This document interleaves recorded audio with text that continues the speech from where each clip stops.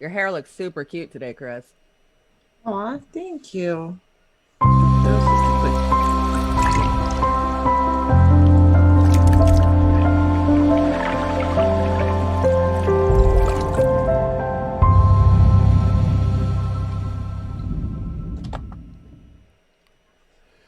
Good morning, ladies.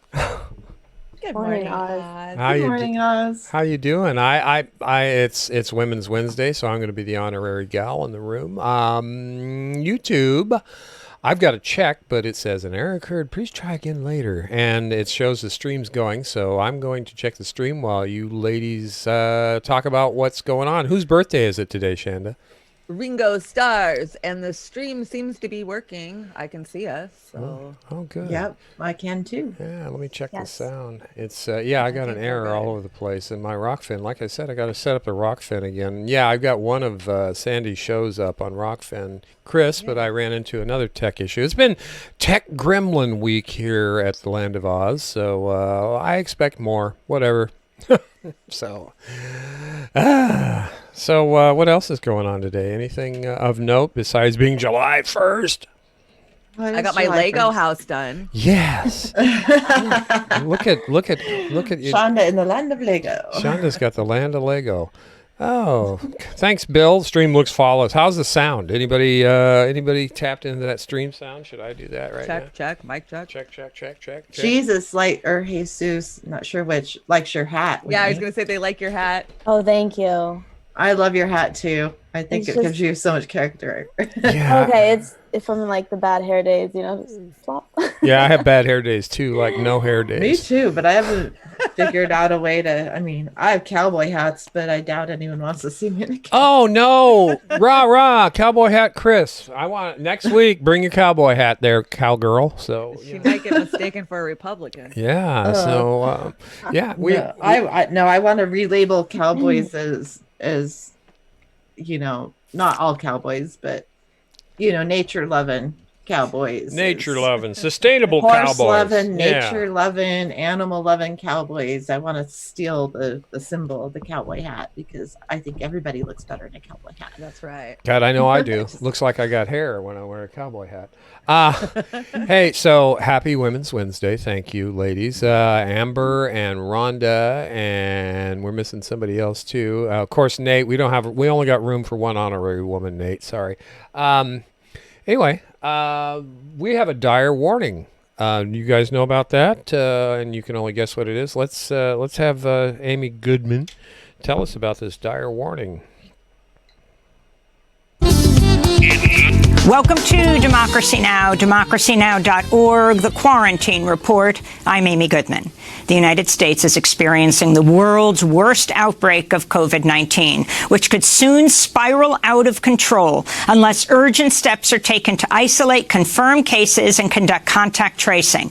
That was the stark warning of top U.S. infectious disease expert Dr. Anthony Fauci in testimony to a Senate committee Tuesday. When you have an outbreak in one part of the country, even though in other parts of the country they're doing well, they are vulnerable. I made that point very clearly last week at a press conference. We can't just focus on those areas that are having the surge. It puts the entire country at risk. All right, Christine, Whitney, how's the outbreak in your necks of the wood? Oh, terrible. Exploding. Like the last few days, we've had over 500 new cases. With a state with a lower population like we have, that's quite a jump. We were in the 100 a day category, and now it's almost 600 a day and climbing. Wow. Whitney, what about California? Breaking new records. I think 8,000 yesterday cases. Holy smokes. So that was like a new record. Records are being broken. So it's just dispelling that myth that this was going to go away in summer. It's not. It's here. It's accelerating. It's accelerating. So it's very concerning in California, which, our governor has made us, well, there's no enforcement, right? But we're supposed to wear the mask, but people still don't wear their masks here. So you see why it's going up. It's crazy. It's really freaky here because I've been going to the doctors a lot, as you know, and the orthopedic surgeon's office that I was just at, Was it Monday? Yeah, it was Monday. Every person, I was the only person in the waiting room with a mask on. Oh my gosh. The doctors weren't wearing N95 masks. They were just wearing the regular surgical masks. And I'm high risk. I mean, Oh yeah, you are. Yeah. I have a heart condition, and it was kind of confirmed. I found out yesterday it's confirmed that I have kind of a pretty serious heart condition. Oh, I'm sorry, And Chris. I got to go to the cardiologist. Even though I kind of, last time I talked to you, I was focusing on the ankylosing spondylitis because that's what's causing me pain right now. So, Yeah. but Well, yeah, when it rains, it pours, doesn't it? Yeah, I've got a heart condition too. I've got a little tiny aneurysm that barks at me once in a while. We don't want that to pop, but it is what it is. We just got to take But care yeah. of ourselves and try and do the best we can. I So, just want to thank everybody for deciding that my health isn't that important to you. Yeah. So, and it is. Right. My wife and I wear masks and gloves and take all the precautions, and we don't get out and do anything unless we have to. Staying home, I guess, is our best contribution to not spreading the COVID or causing Yeah. or whatever. So I don't go out except for to the doctor's office. I haven't since March. yeah. But it doesn't help when you're going to the doctor's office. And I asked the receptionist about it. I'm like, how come nobody is wearing masks? All your patients, they're coming in without masks, and they're like, well, we can't require them to wear masks. Yeah. They do here. Yeah. Not here. They're not required to. Luckily, my clinic, local clinic, all the doctors there wear N95 masks. You can't enter without a mask on. They will meet you at the door and hand you a mask. Well, So at least my local clinic's good, but the rheumatologist, no. Not the orthopedic surgeon. Yeah. I don't know about the cardiologist yet. I guess I'll find out that on the 8th. why is there So- even a debate on masks? Because, my first thing I'll throw out is, well, why do your surgeons wear masks? Why do people in the operating rooms wear masks? I mean, there shouldn't They be don't infect their patients. Right. I mean, yeah, Exactly. they don't infect their patients. It's not their patients coming at them, it's them. And again, I'll say I wear a mask just to show the public when we are out, as little as we are, that we are concerned. We're trying to do something, whether the mask helps or not, which I think it does, but we don't expose ourselves. We're part of the family of humans trying to show concern and taking steps to help each other. It's not about my constitutional rights. It's When about did Yeah. it just became political. Yeah. Well, yeah, and they made it political. If you wear a mask, then you oppose Trump. If you don't wear a mask, then you support Trump. The whole world decided to concoct a virus so America could politicize it. Yeah, absolutely. And Yeah. that's the frustrating part. But can I tell you that there is a new report that the numbers that we are getting daily include antibody tests that are positive. So not only is it people that are infected now in our numbers, it's people that had it maybe months ago that are in the numbers. Yeah, scary, worry. Hey, Shanda, can you tilt your camera down and get you a little bit higher in the frame because you look like you're on your scooter on the floor. There you go. Thank you. Am I on a scooter? You're on your scooter. That's and thank you for bringing. I said Monday that Shanda was out building her Lego house because she was a little under the weather. She wanted a little time. She finished it. Look at her. Look at the Legos. Very nice. Nice. Very nice. I kept putting in all the chats, send more Legos. Yeah, send more Legos. Send more Legos. Nice. That's great. Thank you. Thank you for show and tell. Hey, Yeah. so what do we, we're going to move on with Amy Goodman. We got a couple more stories. What's this next one about? This is, let's show The it. flag. Yeah. Yeah, let's show Oh, it. I think this is the one where the Supreme Court passed a ruling that charter schools for religions Oh, can yeah. be reimbursed now. Yeah, here you go. Now we're gonna run this to just a few seconds, but check this out. You're gonna love this. The Supreme Court has issued a major ruling backing the right of states to fund private religious education using taxpayer dollars. The 5-4 ruling came in a case focused on a tax credit program in Montana that helps students attend religious schools. Education Secretary Betsy DeVos hailed the ruling as a turning point in the history of American education. The American Civil Liberties Union said the ruling's an attack on the very foundations of the separation of church and state. Oh, what do you think about that? So the rich kids are going to be able to get the tax credit for the rich families to go to the rich schools. Isn't that what we're Right. going Do to? you remember the woman who was head of the American Atheist Association who actually took on the fight for church separation of church and state back in the 60s and 70s? She was hated. She was this really outspoken activist, but she was murdered in this really crazy, bizarre story in the 90s, and nobody wanted to believe that she had been murdered. And it took 10 years to figure out what happened to her. And it's just sad that she's not here to take this fight on. Well, somebody needs to step up and take it on. What do you think, Alex? Whitney. This is just another nail in the coffin of public education. Public education has been essentially defunded to non-existent. I mean, when I was in a teaching program a couple years ago, there is no supplies for Title I schools. It's horrendous. It's essentially like a prison. You're like guarding people from fighting. I don't know how many fights I broke up. There's no supplies. Students are just there's just not enough resources in the public system because it's being taken to the private, and it's from the top, right? Betsy DeVos is trying to for a woman who's never stepped foot in a public school. Exactly. So yeah, it's just profit motive, and they want the rich kids to have the resources, and public education is just dismantled at this point. It's really sad. How about the Mormon state there, Chris? Well, our state has been really big on funding charter schools anyway, especially religious ones. But it's really disheartening to me because those private schools, especially the ones that focus on a religion, they're really they're cults, and they're training kids from young ages to be brainwashed into thinking their way, and to publicly fund that through my tax dollars is a slap in the face. I want, education to be for everybody, and I don't want it to be a training ground to make you submit to authority, or what they want you to believe is authority.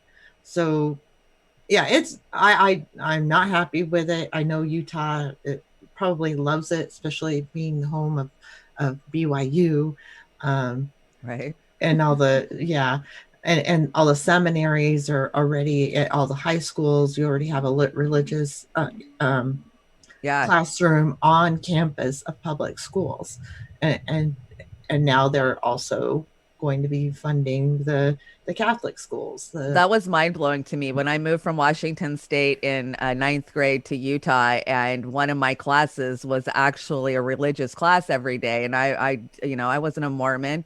It was shocking to me. I was like, what about this separation of church and state? How the hell can they do this down here? And so I think I had to go to study hall every day while everybody else went to the seminary class. It was shocking to me back then. I didn't have to go to seminary, thank goodness.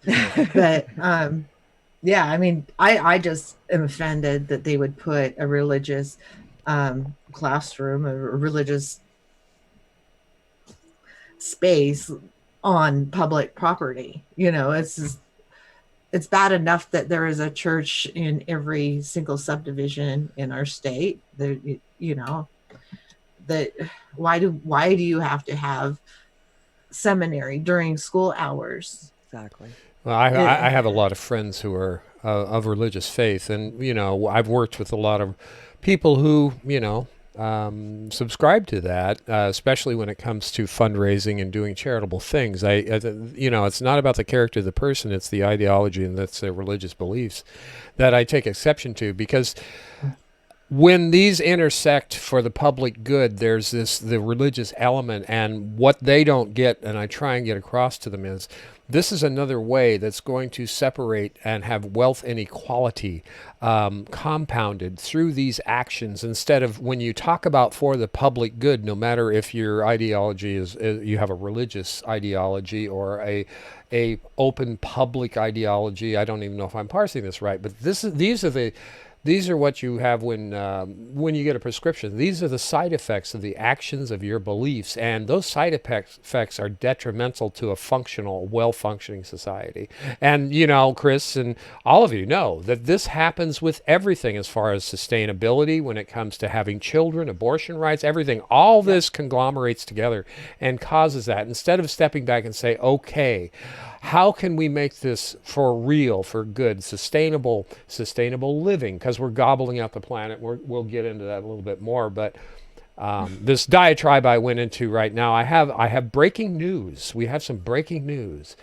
We have, and I don't know if I'm supposed to say this, but I think I can now. We have some visitors from California. We have the Convo Couches, Johnny Tsunami and Fiorella Isabella, landing at the airport right now, coming up to Washington State to do some interviews, to do some CHOP reviews. We're excited. So the Convo Couch, Johnny Tsunami and Fiorella Isabella are in the house in Washington State. So everybody, please watch the Convo Couch and Uphill Media. We're going to be working with the Convo Couch while they're up here, showing them around, doing all this stuff. I'm excited. So what do you got to say about that there, Shanda?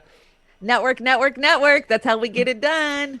Exactly. Building our network, building it bigger and stronger. And I think we're really being successful at that. And I really, really hope that I do get Marcus from I like Marcus. No joke. No joke. Yeah. And maybe even I love Dennis. Marcus, yeah. And I would really love those people to join me on my show. Anybody? That's a good idea. Yeah. Well, because the more that we just get them out there, the more we're going to build our audience and a stronger community. And I think that's what we need.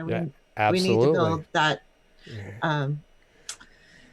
Part of my disease is I get like brain fog. No, but, just build our community and build it stronger and build a foundation that is invincible, that we can get the message out stronger and stronger. That's what the bottom line is getting the message out and reaching the people. Absolutely. We want to have these people. There's been criticisms over the past since social media started to evolve in 2015 about all these social media people, they just talk to each other. Of course we do, because we are the press. We are on the ground. We are in the studios. We are the press corps now. The people in this chat have that same responsibility and ability to be the press. So you guys are running around on the net or out in your local areas. Come on the show. We'll give you a platform. Sharing ideas. We're sharing experiences. Yeah, and that's what we need. That's what we need. We don't need to be having this idea over here, this idea over there, and never bringing them together and let's talk them out. That's what we need, is those conversations happening. Absolutely. We want to see Whitney, the Green Report, on these other shows talking about your passions, and the same with Christine, about sustainability, about the planet burning up, and you got the political savant down here in the corner with Shanda. And then you got Crazy Oz with the circuitry burning up in his head. That's fine. That's what we're going to do. So again, we're excited about having hosting Fiorella and Johnny Tsunami, and they're going to be up there, I believe, with Amber. So they're going to be hanging out. We want to cover that and talk to them as much as possible and build this network. We've had this conversation for months, if not years, where we're trying to network with social media, because the social media is the new mainstream media to me. These legacy outfits, they're all funded by the corporate oligarch that have all the money. They're co-opting and have co-opted Facebook and YouTube, using things like Russia interfering in the elections on Facebook, and YouTube with their copyright insanity on certain things. And believe me, we're not out to infringe on anybody's right to make a living, but at the same time, come on, guys, we credit you. Go to your site, listen to the music, all that stuff. But anyway, I digress. Let's move on. We're taking videos off for hours and blowing. I could not believe that my video with Graham was off for hours. When I went and looked at it the next day, it was 11 a.m. It showed that it was on. And that was because 3 hours. That was because you talked about what? What did you talk about that pulled it off? Oh my gosh. We talked about the planet of the humans. Right. We talked about those key was very things. controversial and had been pulled from YouTube. Yeah. Oh no, we talked about a lot of stuff. Yeah, we did, and this is the thing, and we're gonna get knocked off. And Rockfin doesn't do that. We've got other platforms that we see on the horizon doing this that are not knocking us off. And again, Al Walsky.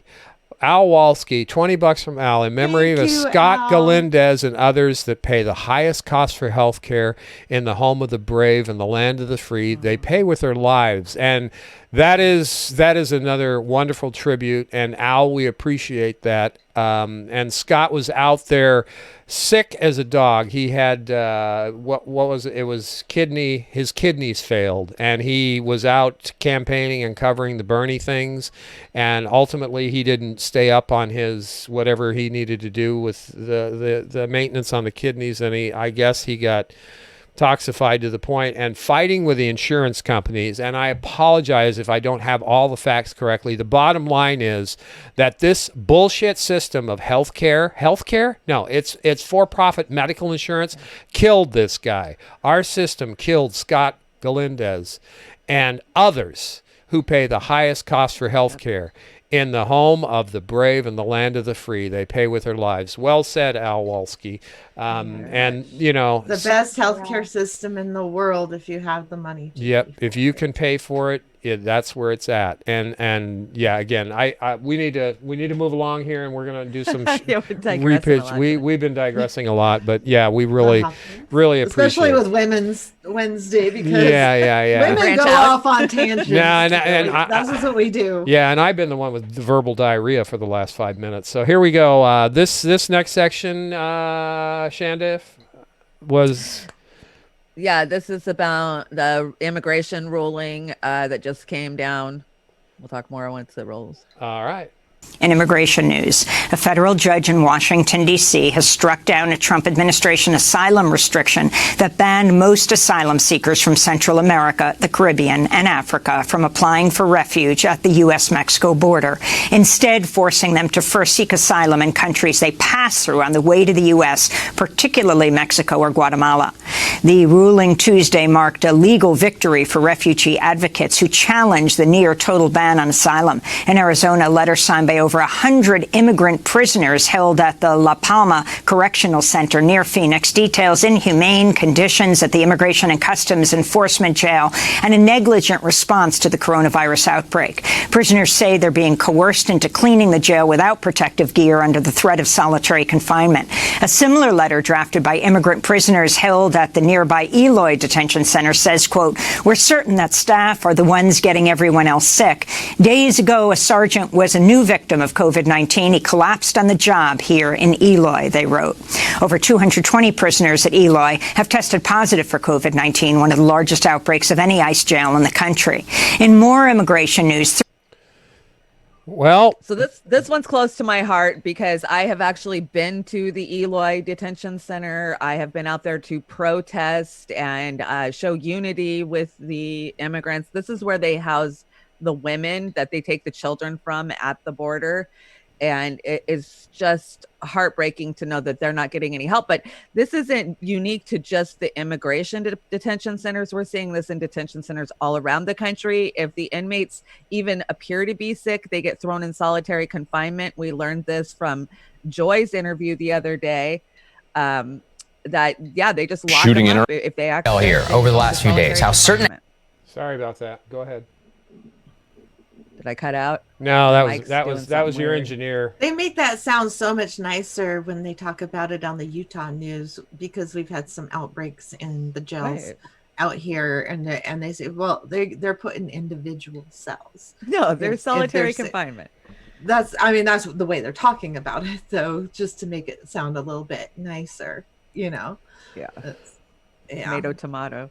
Tomato, Mhm. tomato. Exactly. But this is one thing that just makes me like lose all faith that there is humanity in everybody. You know, I used to think that there was good in everybody, and most people innately were caring, maybe misinformed at times or whatever. But things like this, it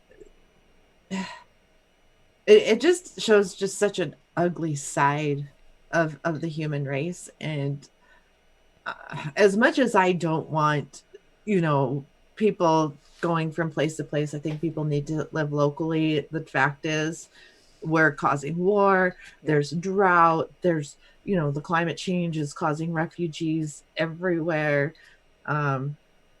There isn't an easy answer to it, but I know damn well that we shouldn't treat people like that. We shouldn't treat animals like that. And yet we are. Whitney, California, on that? So it's just overall, this is just another interesting point in the immigration issue, as they're essentially immigrants are coming from South America and Latin America to the United States for refuge, but it's just America is not what it is, and what it once was, and maybe it always has been this place where immigrants are being discriminated against. And this is just accelerating, in my opinion, that now COVID-19 has come and it's created this danger. But these prisons, these holding cells, they're very dangerous in regards to spreading COVID-19. So I don't think United States is, adequately handling the situation. It's very intense. It's a human rights issue, but I don't know. It's a sore subject. It's hard. It is Well, hard. at least they can apply at the border now. It was where they were saying no, they can't even apply once they got to our border. And they want to house them in Mexico and other places now, where it's just very interesting. I mean, now we don't even, I'm losing it. I guess what you're saying, Shanda, is better. You're on topic with this one. No, Yeah, this one, I've been passionate about this one for many years. I support the Stop the School of the Americas. If you know what's going on with the School of Americas, we've been training assassins for many decades to go down into South America and, overturn these leaders down there. They're killing religious leaders, the nuns that are down there doing missionary work, the missionaries, and they're running them out of there. So, if somebody comes to your home and runs you out and you leave, then you can't go anywhere. I mean, they're caught between a rock and a hard spot. Who wants to leave their home? Nobody does. Nobody, exactly. So to think that they're coming here to try to, walk on our golden paved roads and, enjoy McDonald's, that's not the reality.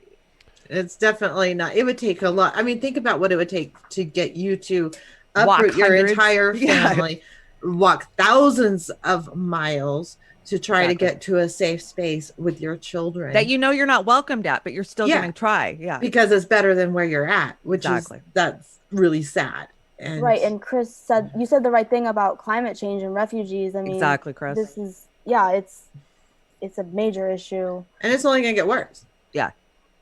Jeez. So and maybe that's why they're trying to close the border, because they know.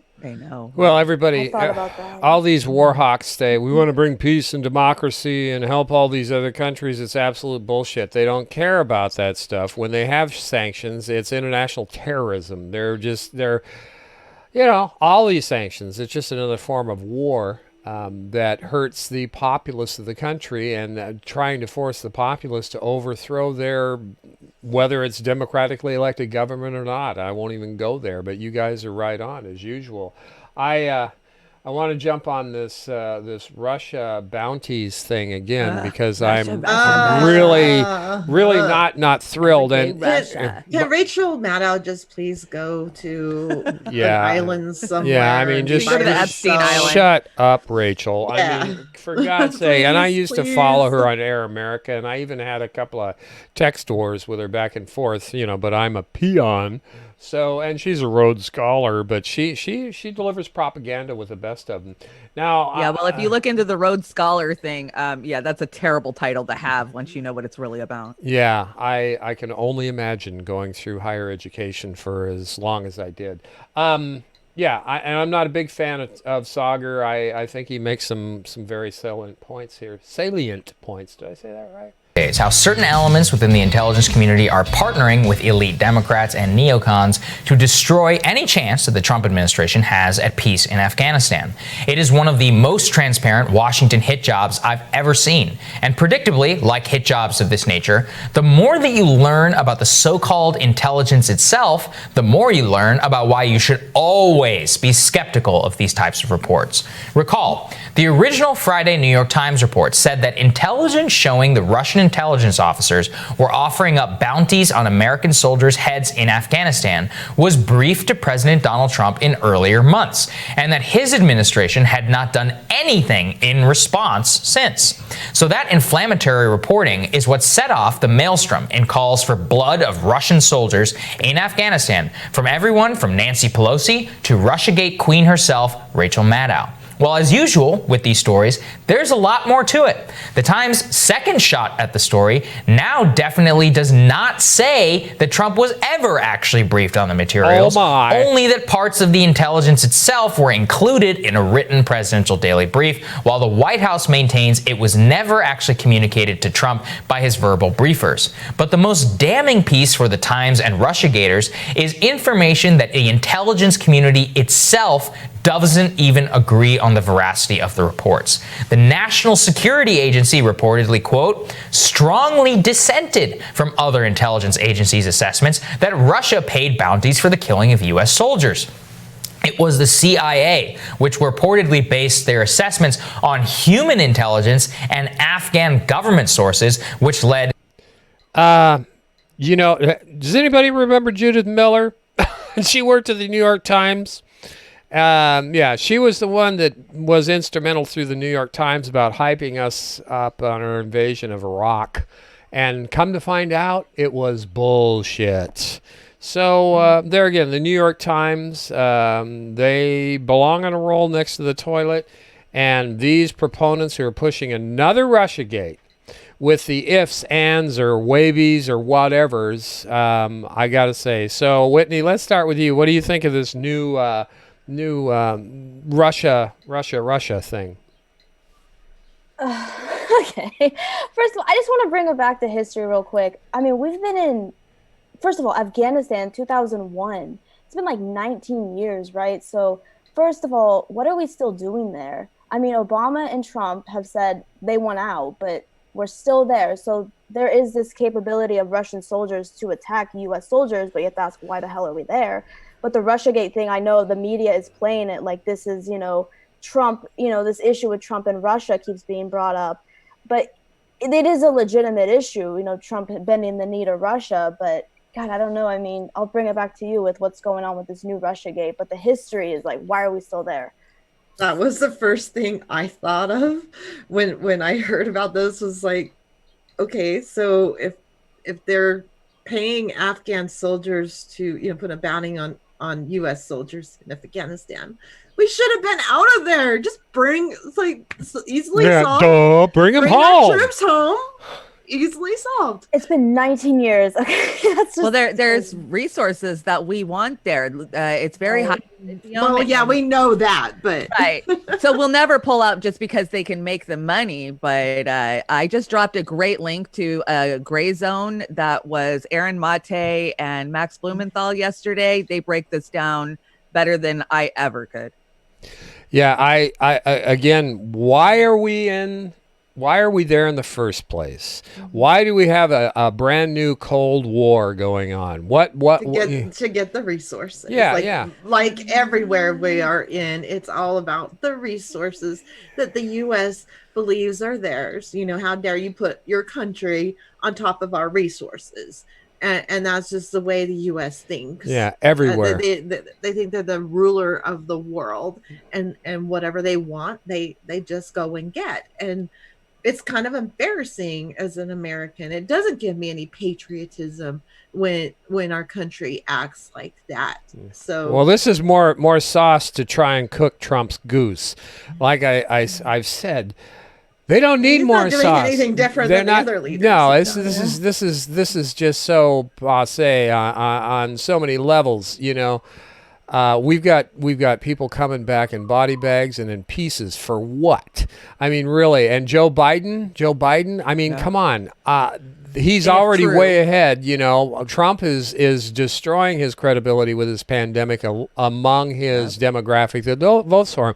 You don't need to throw more Russia crap on there. But I think that's what I liked about this article.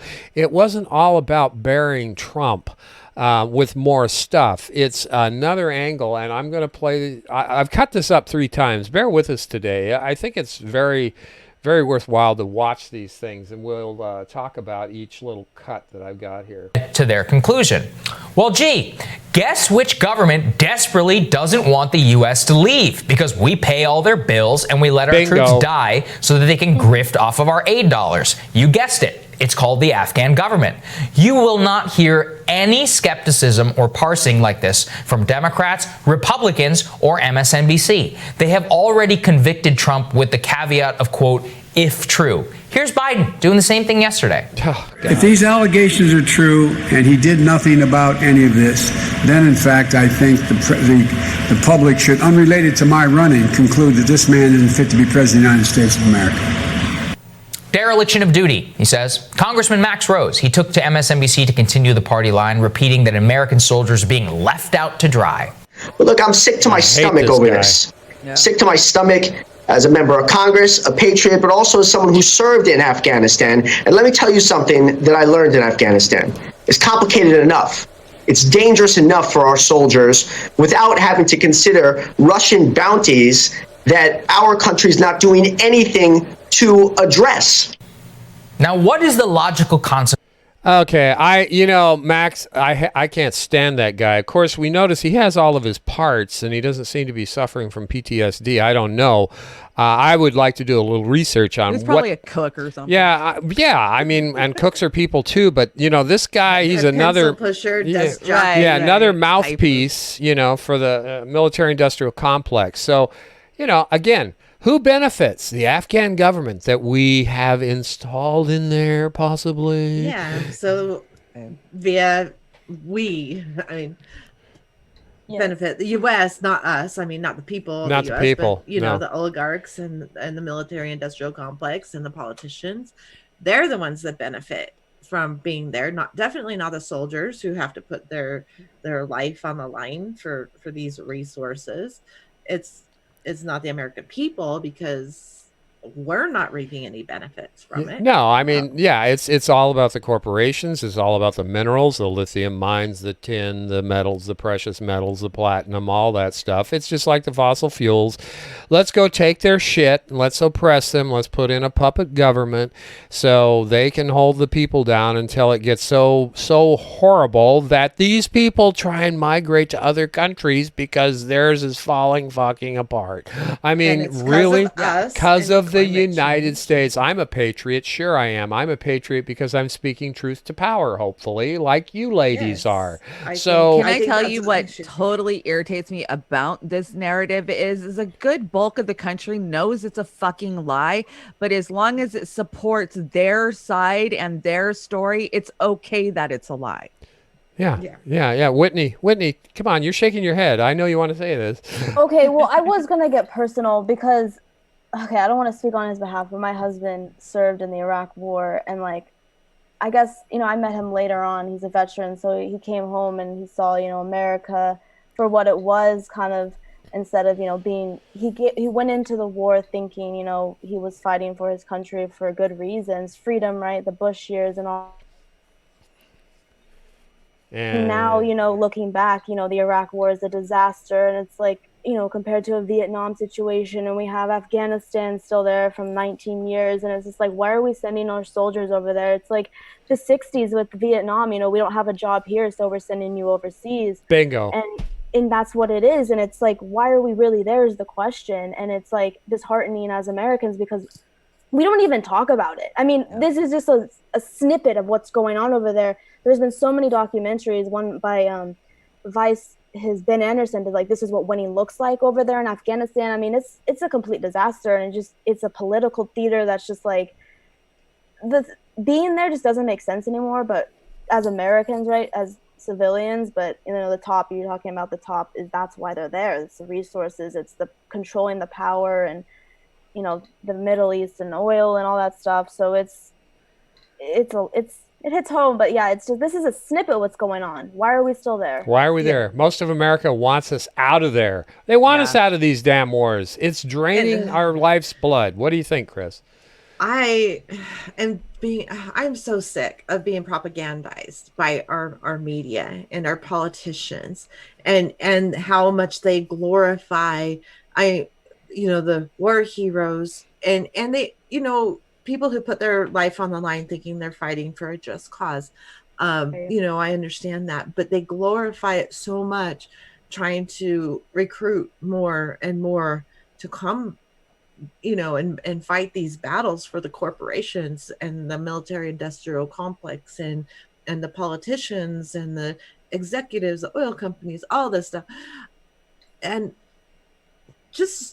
I just wish I could just stop it, like censor that, censor propaganda. I mean, they want to censor our free speech. They want to censor the truth. They don't want people to understand the truth. But man, they can lie all they want, and there's no censorship to their lies. And they'll even admit it's a lie, and they don't care because it fits their narrative and their plan. So if they get called out as a lie, Max Blumenthal does a great job of calling people out and proving that they are supporting a lie, and they just say, yeah, okay, it's a lie, but it's good for America. Yeah, it is. Yeah, but it's not really good for America. Yeah, right. It's good for the elite. It's good for the it's good for us. Hi, Marcus. Marcus. Oh, Marcus is in the V Gates, Marcus. And Melissa and Jilly. Jilly. Dingo ate my baby. Yeah, Dingo ate my baby. Hey, Osama. Hey, what's going on, Osama? Barbara. Sorry, I digress. Yeah. Sorry. Yeah, well, we got to say hi to people. I saw our friends. I had to say hi. Yeah, no, always. They're the fam here. So yeah, fam. Let's keep going with this, because there's some more points made that you really got to consider. Now, what is the logical consequence of all of this rhetoric? Actually, you don't even have to wonder, because neocons can never help themselves from saying the quiet part out loud. The same, of course, from the Republican Senator Ben Sasse, who told Politico that all he wants to see from the White House right now is, quote, their plan for Taliban and GRU agents in body bags. Pause for a moment and consider that. That is a sitting United States Senator who says he wants to hear a plan from the White House of the United States for killing Russian intelligence officers on Afghan soil. That is sheer madness. The easiest way to protect American troops is to do exactly what the Trump administration is doing, which is trying to sign a long-term peace deal with the Taliban and end our long-term military involvement in that country forever. I don't know if that's what the Trump administration is trying to do, but if they are trying to do this, it might be why they're really itching to get rid of Trump, because the military-industrial complex wants somebody that's going to play ball with them till the end of time. I think initially, honestly, I really think initially that's what Trump wanted. I do too, Chris. I do. I think they were like, ha ha ha, fool. Yeah, and I think he just really, all the, the deep state, all that, dogpiled him and like said, no, you're not going to get rich that way. I mean, that's how you get rich in office, is you do these horrible things. And of course he wants to be rich, and he doesn't give a shit about anybody but himself. So yeah, I think initially he thought this is a great idea. Let's get out of Afghanistan. I think he really believed it when he said it at first. Yeah. What do you think, Whit? What do you think? I completely agree. I remember 2016, election, he advocated on getting out of these wars, these never-ending wars. And 2017, he went to some speech. I remember I was following him more closely, not these days, but he was talking about how, we're going to stay in based on the soldiers, the respect of the soldiers who already served. And you're just like, what the hell are you talking about? Yeah, but that was, what's that? Probably bent the knee to the deep state. But he's not the only one. Obama ran on the same platform of pulling us out of Afghanistan. 11 years we've had the White House telling us they're going to pull us out of Afghanistan. 11 years so right. I think no matter who gets into office, they're going to get dogpiled on. Either they're going to be threatened or they're going to be bribed. And I just think that's just the way our corrupt system works. Well, here's that's why voting's not going to get us anywhere. That's why the only thing that's going to work is getting into the streets. But unfortunately, it's not helping our pandemic situation. Well, there's and you guys give me leads us to CHOP. Yeah. Well, yeah, you guys give me an idea here. Now, this is one more avenue that Trump can take to win the election against Biden. He can not only get some checks out to people again, like we've been talking about, which the Democrats are going to try and stonewall him on because it's so apparent, by the election, but and get one of these big social program issues implemented, or at least play at doing it. But by pulling us out of that disaster over there, which the Democrats will say, oh, you can't pull out, you're doing Putin's bidding. But I think if he were to do that, he would swing the public enough to vote him back in for another. If he pulled out, he did UBI. Yep, UBI. And pulled out of the Afghan war before November. Yep. He would win in a landslide. You know what? I think that just might happen. I would fucking vote for him. I think I would too. I mean, look at what you're voting for. Joe Biden? Ugh, really. I don't like Trump at all, but if he actually did that and listened to the people, then maybe. Even if he put that's better than we've had before. Yeah. If he put a plan if he put a plan into action, even to where they were actually trying to do it before the election, and then after the election, all bets are off. Whoever wins is going to do what they want to do. No, it has to happen before, or it does. I'm not convinced, because they can make all the promises they want before. They're liars. They've been liars. He needs to do it. He needs to set a fire under Congress's ass and say this has to get done, or every other piece of legislation you put in front of me is going to be vetoed. Yep, that would win him the election against that puppet, that sock monkey for the oligarch Joe Biden. We're going to get more of Tucker. I'm sorry. I hope nobody's vomiting, or not Tucker, but I didn't bring these Republican clips. Yeah, this was me. Sorry. Afghanistan than our ill-defined mission there. How many thousands more have died for a mission statement that changes year after year, and which the American populace has voted 3 separate times to get themselves out of? And the worst part is, nobody ever pays a price in America for being too hawkish. Ben Sass's warmongering will see him face no penalty. Biden will face no penalty for doing an about-face on Afghanistan. MSNBC's Rachel Maddow won't pay a price if American soldiers are killed fighting Russians in Afghanistan. The only price that is paid is the same one that's always paid: the blood of the United States military for the sins of Washington elites.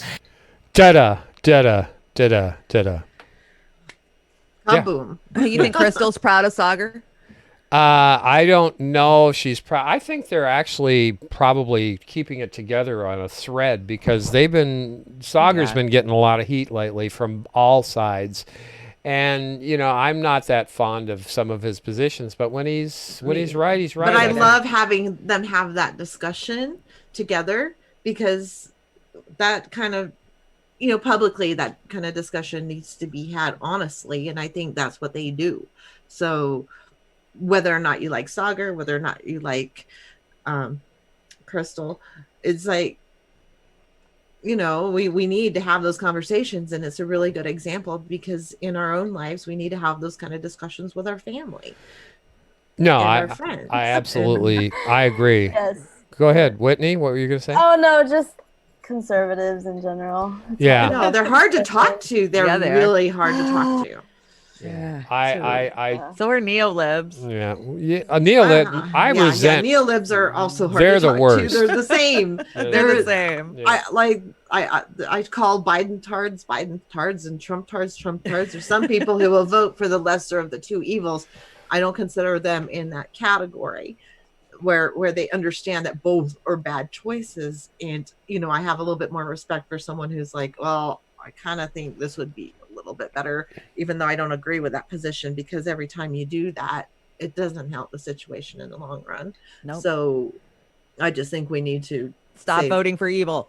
Yeah, and really push for a thing of like no confidence, and so you can take people out. You know, so they have to constantly work when they're in office, and at any point you could put up a ballot, and if the majority of the people say you aren't even doing what you said you were going to do, you're just being an ass, let's vote you out in the middle of a term, not waiting 4 years to do it. Yeah, we should be able to do it the minute they cross a line. Yeah, we should be able to say, no, fuck you. Nope, we want you out. It's a crazy country, I gotta tell you. Okay, let's move on. And it's getting crazier every second. Yeah, let's move on to this. Tucker Carlson. Now, can you give us some heads up on this, Shanda? Tucker Carlson is the most popular. He is the #1 viewed commentary in the country on Fox News. On Fox News. Anywhere else or just Fox News?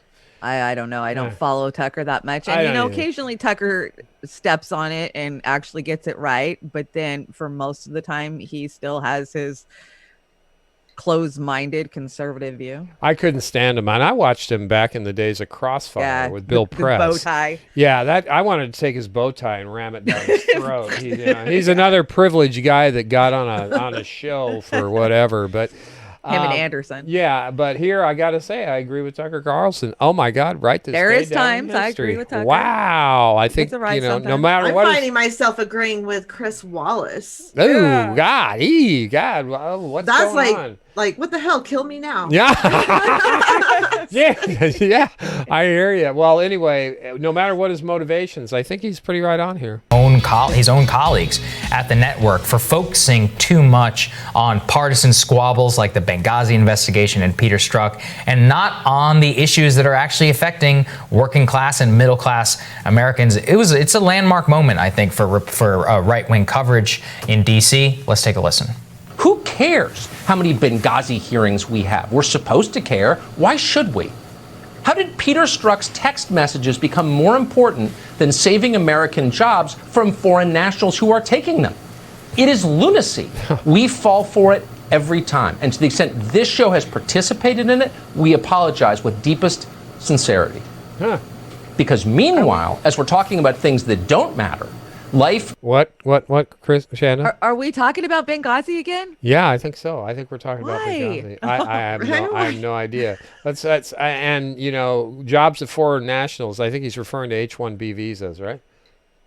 Okay, yeah. Yeah, okay. For the dwindling American middle class has become steadily worse. Suddenly there are junkies living in your park. HB1. Your nephew just died of a fentanyl overdose. And saddest of all, and who hasn't thought this? You've realized that your children will never be as successful as you are. The American dream died with your generation.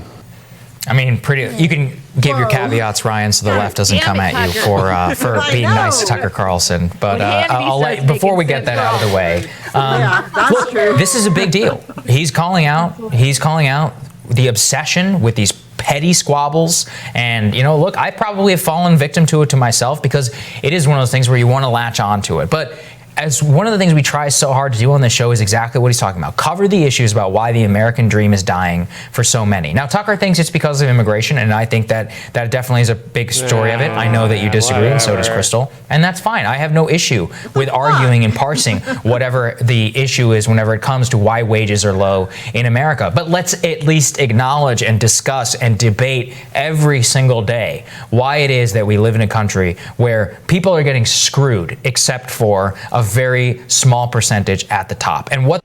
Okay, people are getting screwed except for a very small percentage at the top. It's not because of the immigrants, it's because of the corporations. Yeah. Shipping our jobs overseas. Just raping people like for wages while, the heads of the corporation are making 900 times what the lowest paid employee is. That is what the problem is, and meanwhile, educational costs are going up and up and up. I don't know what's in my face. Up. Yep. Sorry. No, I'm with you. What do you think, Whit? Okay. It breaks your brain, Carlson doesn't it? Making sense is interesting, but Saagar is totally missing the point, right? It's tax cuts. Right. It's his own party that he wants to support. He's not seeing the full picture. He's not connecting that, it's the Republican Party that nailed the well, okay, the Democrats too, but damn. But the Republican Party party. Yes, the corporate party lets you know they don't want to support you, and they'll try to fish you with like wedge issues, right? Abortion and religion issues. And the beat goes on. It's business, right? Yep. It's the business issue, and it's interesting. The American dream is dead, and that totally made sense. But it's the Republican and the Democrats that definitely nailed that. Yeah, Did we start off talking about that, or was that before the show started? Oh God, I don't know. It's all a blur to me. Loop in the same conversations all day. Yeah, it is. And again, the Hill. At least we just pick the Hill because they at least bring up the topics to talk about it. It's not Russia up my ass every day. It's other things. So again, and Joe Biden and Biden. Oh God, Biden. Oh my gosh, they're trying to present Biden in such a positive light. Yeah. When I see him on the everyday. Oh news, yeah, we're going to talk about Joey for about 15 seconds here in a minute. But let's show a little picture of him with the big smile, looking cool. Yeah, hiding in his basement. They don't show much of him talking. No, put the Air Force glasses on. It kind of makes me sad because if you go back and you look at Biden and who he was, say even in the 90s and early 2000s, he was a badass who could have totally annihilated Trump, even though he was selling bullshit. Yeah. But nowadays he's so feeble and he can't even hold a thought. It's just sad when you know the person that Biden was. And his racist is showing. Now, racist. I learned something. I learned fat shaming. I learned something from Shanda this morning. Ryan Grimm. She's not that familiar. You're not familiar with Ryan Grimm. He's been around for a while. But what did you call it? I was like, where'd they dig this dead guy? Yeah, he's a cadaver. He's just so damn dry and stuff. But I've been following He's Ryan. still asleep or something. Yeah. But he makes a lot of sense. Let's see where this clip takes us. He does make sense, but he's no Crystal. He's not as fun to watch. No, he just has no personality. Is what I was saying. And a lot of us up on some of the channels, somebody called Crystal a dumpster fire the other day, and maybe she is, but she definitely she's more left. She's more left than any of these centrist Democrats who claim to be left ever. So let's see what the cadaver's got to say this morning. No offense, the cadaver. The Fox News audience is going to absorb this. If you talk to people in the kind of conservative world, all they want to talk about is those text messages. Right. It's the only thing that got them to stop talking about Benghazi. And Benghazi is the only thing that got them to stop talking about Fast and Furious. Right. Fast and Furious is the only thing that got them to stop talking about Solyndra. Whitewater. Let's go all the way back. Whitewater. Yeah, absolutely. Yeah. Back to the 90s. The entire ecosystem has run on these scandals, which, if going back to Whitewater and the Clintons, that have like some smoke, probably some wrongdoing, that then gets. They have some tinder, but not necessarily a massive fire. Yeah, this is Pavlov's dog. I mean, it's just it's the voyeurs of the house fires and everything else. It's distraction after distraction. It's a soap opera to keep people from really focusing on what's really important and what we really need to fight against. I mean, if everyone's caught up in the soap opera that's going on, political theater, political theater. They don't have time to concentrate on well, why are my wages so why don't low? I have healthcare? Why don't we have healthcare? Why can't I get a really good paying job after going to college and spending $150,000 on college tuition and getting those loans? Why all these there's just drama. It's a soap opera, and they want to keep you drawn in, and it gets crazier and crazier and crazier to keep sucking people in, so you're not focused on real issues. And okay, that's just what are you're right. What are the real issues to you, Whitney? What are the real issues? Paying rent. Paying rent. Paying rent, right? I mean, in California, right? It's like $1,000. We have like a single. It's even worse in the suburbs, right? It's more expensive in the suburbs. You think it'd be more expensive in the cities. Yes, there's, outrageous luxury apartments being built that no one can afford in their right mind. It's like $3,000 a month. I'm in $1,000 a month rent, and that's low here. So you want to talk about it's the rent is out of control. What do you have There for is no health care? Do you have health care, Whitney? I'm on my husband's plan. Yeah, Yeah. he works for LAUSD, the school system. And what happens when the school closed down and he loses his job? What do you get then? I won't have it. You won't have health care. So employer-tied health care is not going to work out for, what, 40,000 or million people that are going to 40 lose their- million people I've have been lost their jobs. speaking out against that. I've been calling local radio talk shows about this, trying to make people understand that healthcare tied to your employment is a bad deal for businesses as well as for people. Exactly. And I don't know why it can't sink into people's heads. They say, yeah, it's the land of the free. It's the land of opportunity. You can go out and build your own business from nothing. Yeah. But you have to risk not having health care to do that. Yeah. It's, yeah. And, I get it. And they make you jump through so many hoops. I'm probably going off the topic. Deductibles and all that stuff. Yeah. So yeah, it's But no I'm good. not even just talking about that. Like starting a new business, corporations have the money to start the businesses and pay the fines and the fees and the permits and all that. Like with all the new marijuana businesses jumping up. Yeah, They make it so expensive just to get the permit. Barbara, and to meet the codes. You couldn't start a mom and pop, breed your own kind of pot and grow it and all that. Yeah. Yeah, You that's by can't do design. that. Yeah, that's They by want design. It is by corporate design. marijuana. Yeah. Because Marlboro wants to, Yeah, get in Marlboro, in yeah, on these that big action, and they don't want corporate the little guys to compete No, with. they don't. So that's why a lot of people in California, I guess, even though it's legal there for recreation, a lot of people are still selling it under the table because there's too many hoops to jump through. Yeah, the black market. See, there's a green market, which is the legal market in the United States, and the black market is the the weed that you're selling out your house. And the black market is just as strong as it ever was. Oh yeah.